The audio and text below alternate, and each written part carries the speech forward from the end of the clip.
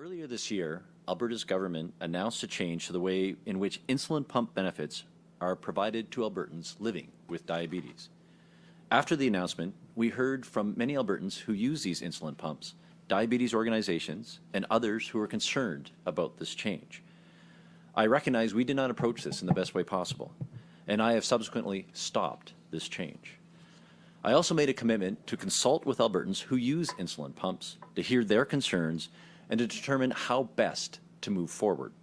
Since that time, a telephone town hall with insulin pump users was held, and meetings with a number of diabetes stakeholders have taken place. And I've heard your message loud and clear. That is why I've decided to cancel the proposed shift of the changes in the insulin pump therapy program to government-sponsored benefits.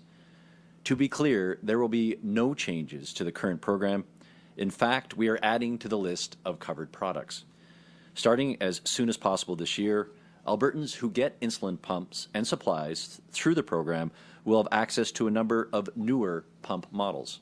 In addition, coverage for continuous glucose monitors will continue to be provided to children and youth through government-sponsored health benefit plans.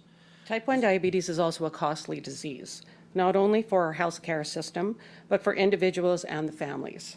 Depending on your level of coverage, an individual with type 1 diabetes may be out of pocket for as much as $15,000 annually.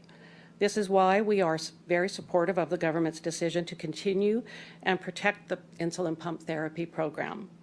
Thousands of Albertans are very grateful for this continued investment. Well, again, I just want to reiterate, this is not about savings. This is about better health care and building a sustainable system and looking at the healthcare outcomes and the costs in the entire system. So, this working group is going to be focused on supporting those with diabetes, and not only type 1, because that's what the insulin pump program was targeted at, very narrow type 1, but also type 2.